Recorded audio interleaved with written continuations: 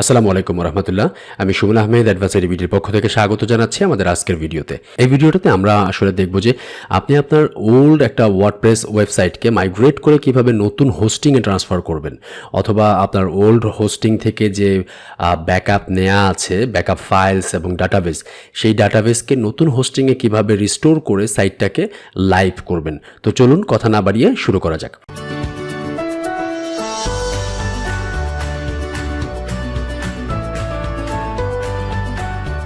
যেমন আমি আমার একটা ভাইয়ের একটা ওয়েবসাইট, যেটার নাম হচ্ছে ডেইলি নবকণ্ঠ। এটা আসলে দেখেন জিপ করা আছে ফাইলসগুলো এবং ডাটাবেস আছে এই জায়গাতে। তো এইটাকে আমি আসলে এই নেম চিপের যে হোস্টিং, তার নেম চিপ হোস্টিং নিয়েছে, সেইটাতে আমি আসলে ট্রান্সফার করব। তো ট্রান্সফার করার জন্য আমাকে সর্বপ্রথম যে কাজটা করতে হবে সেটা হচ্ছে এই হোস্টিংয়ে ডোমেইনটাকে অ্যাড করতে হবে। যেহেতু টিউটোরিয়ালটা একটু ইন্টারমিডিয়েট লেভেলের, সো আপনারা অলরেডি জানেন যে সি প্যানেল থেকে কিভাবে ডোমেইন অ্যাড করে। এরপরেও যারা জানেন না তাদের জন্য আমি দেখিয়ে দিচ্ছি। সি প্যানেলে ঢোকার পরে এখানে যে ডোমেইন অপশনটা পাবেন, ডোমেইন অপশনে ক্লিক করলাম আমি। ডোমেইন অপশনে ক্লিক করার পরে এখানে দেখবেন যে অ্যাড ডোমেইন নামে একটা কথা আছে, create a new domain. Create a new domain দেখেন এখানে আমি ডেইলি নবকণ্ঠ অলরেডি অ্যাড করে ফেলছি। ডেইলি নবকণ্ঠ এখানে ক্রিয়েট এ নিউ ডোমেইনে ক্লিক করবেন। তো এখানে আপনার ডোমেইন নেমটা দিয়ে দিবেন। দিয়ে দেওয়ার পরে এই জিনিসটা যদি টিক দেওয়া থাকে এটা উঠিয়ে নেবেন। উঠিয়ে নিলে সে এখানে একটা সাবডোমেইন রিকোয়েস্ট করবে। সাবডোমেইনের নিচে এই জায়গাটাতে .com টুকুকে কেটে দিতে হবে। এরপরে এটা হচ্ছে রুট ফাইল। আপনার ফাইলটা কোথায় থাকবে, পাবলিক HTML এ নাকি পাবলিক HTML এর মধ্যে কোনো সাব ফোল্ডারে।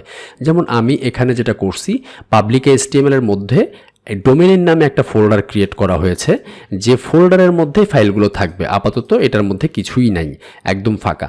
তো এইটা করার জন্য আমাকে যে কাজটা করতে হবে সেটা হচ্ছে, তো এখানে আমার ডোমেইনের নাম ঠিক আছে, ডোমেইনের নেম অ্যাড্রেস যেহেতু বলতেছে already domain is existing in this account, এটা হচ্ছে রুট ফাইল। তো রুট ফাইলের আগে আমি যেহেতু পাবলিক HTML এর মধ্যে রাখবো, আমি এখানে পাবলিক HTML স্ল্যাশ দিয়ে দিব, যাতে করে এই নামে পাবলিক HTML এর মধ্যেই নামে একটা ফোল্ডার ক্রিয়েট হয়। ওকে, আর সাবডোমেইনের ক্ষেত্রে অবশ্যই এটা রাখতে হবে আপনাকে, এবং .comটা কেটে দিবেন। তারপরে সাবমিট বাটনে ক্লিক করলে আপনার ডোমেইনটা অ্যাড হয়ে যাবে। এটা হচ্ছে প্রথম কাজ। সেকেন্ড কাজ হচ্ছে আপনার এই ডোমেইনের জন্য একটা ডাটাবেস ক্রিয়েট করতে হবে। ডাটাবেস ক্রিয়েট করার জন্য চলে যাবেন MySQL ডাটাবেস, এইখানে ডাটাবেস উইজার্ডে। তো এখান থেকে গেলে আপনি ডাটাবেস ক্রিয়েট করে নেবেন, একটা ফ্রেশ ডাটাবেস আপনার এই ওয়েবসাইটের জন্য। যে ওয়েবসাইটটা আপনি অ্যাড করতে চাচ্ছেন সেই ওয়েবসাইটের জন্য এখানে একটা ডাটাবেস অ্যাড করে নেবেন। কেমন? তো ডাটাবেস অ্যাড করার পরে ডাটাবেস অ্যাড হয়ে গেছে আমাদের, এবং এই জায়গাটাতে দেখেন আমাদের যে ফাইলটা dailynobokantho.com, এটা কিন্তু একদম ব্ল্যাঙ্ক। তো আমি এখন যে কাজটা করব সেটা হচ্ছে এই যে জিপ ফাইলটা আমার কাছে আছে সেইটাকে আমি এখানে আপলোড করে দিব। আপলোড করে দেওয়ার জন্য আমি এখানে আপলোড বাটনে ক্লিক করলাম। আপলোড বাটনে ক্লিক করার পরে এরকম আসবে। আমি জাস্ট জিপ ফাইলটাকে ড্রাগ করে নিয়ে এখানে ছেড়ে দিব।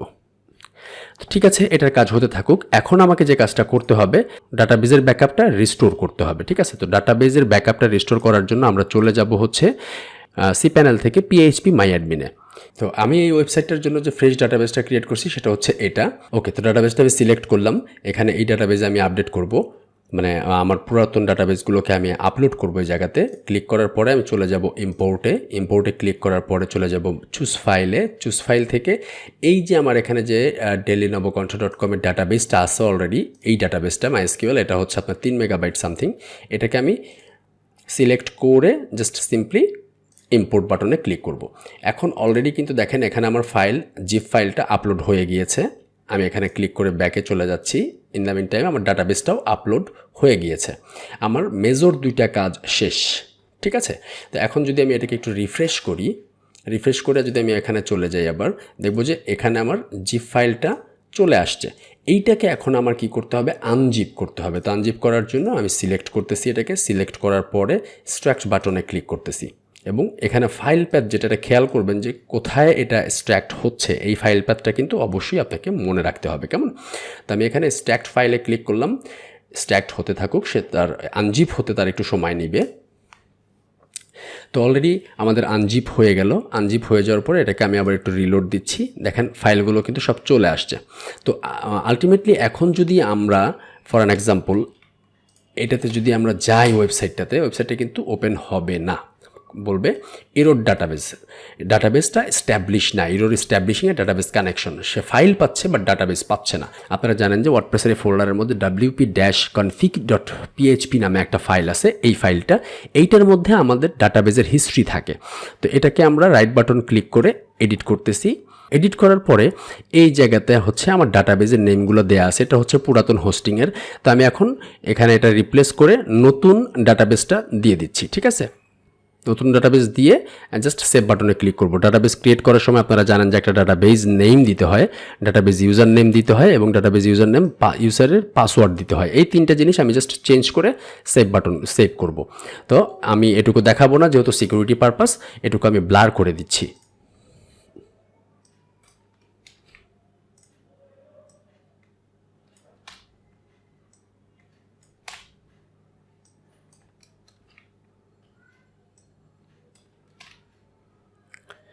তারপরে যথারীতি এস বাটনে ক্লিক করলাম। এস বাটনে ক্লিক করে আমার কাজ শেষ। এটা এখন আমি আবার একটু রিফ্রেশ দিব, দেওয়ার পরে এইটাকে আমি আবার একটু রিফ্রেশ দিব, দেখা যাক কি হয়। দেখেন আমাদের ওয়েবসাইটটা কিন্তু চলে আসছে, একদম অ্যাজ আসছে। এখানে কোনো সমস্যা নেই, কোনো ব্রোকেন কিছু থাকবে না, একদম সিম্পল, খুবই সিম্পল। এটা যদি আপনার অনেক পুরাতন ওয়েবসাইটও হয়, সেটাও আপনি ইজিলি এইভাবে মাইগ্রেট করতে পারবেন বা ট্রান্সফার করতে পারবেন আপনার পুরাতন হোস্টিং থেকে নতুন হোস্টিংয়ে। তো যাই হোক, ভিডিওটি যদি আপনাদের ভালো লেগে থাকে অথবা ভিডিওটি দ্বারা যদি আপনাদের কোনো হেল্প হয়, তাহলে অবশ্যই ভিডিওটি লাইক এবং শেয়ার করবেন। আর যদি কিছু জানার থাকে অবশ্যই ভিডিওর নিচে কমেন্ট করবেন, আমি চেষ্টা করব আপনাদের উত্তর দেওয়ার জন্য।